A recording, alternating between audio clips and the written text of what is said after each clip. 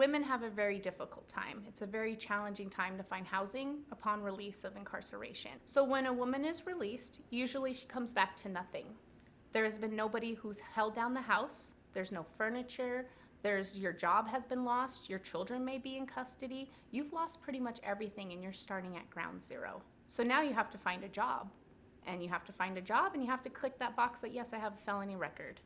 And so many times just that box being checked automatically just takes that opportunity away from you. It's a vicious cycle. These women, they get out, and even if they have good intentions, they have parole to deal with, they have counseling to deal with, they have no means of finding housing and jobs. Even if you find a job, most of the time you're not making enough money to live.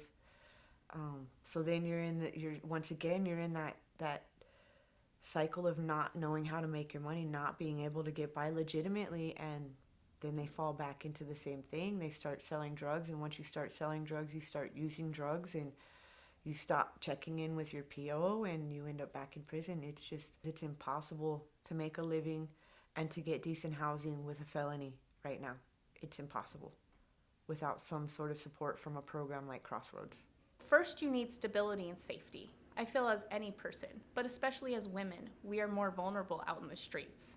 So once you get that stability and that safety of having a home for you and your children, you can now focus on mental health. You can focus on your sobriety. You can focus on rebonding and working your family dynamics and breaking those cycles that caused you to be in the place you were before. You have to rebuild your life from that zero in a positive way, and you can't do that if you're back in the same place you were. How long does a family and a woman need to pay for her crime? I used to believe that second chances were impossible. When I first went to prison, I thought that second chances I figured I was going to get out and go back to the same thing. Now I believe that everybody deserves a second chance, and everybody has the capability of having a second chance. If somebody wouldn't have got me a shot or gave me a chance, I would not be here today. I wouldn't be sharing my story of inspiration or helping others find their self-worth.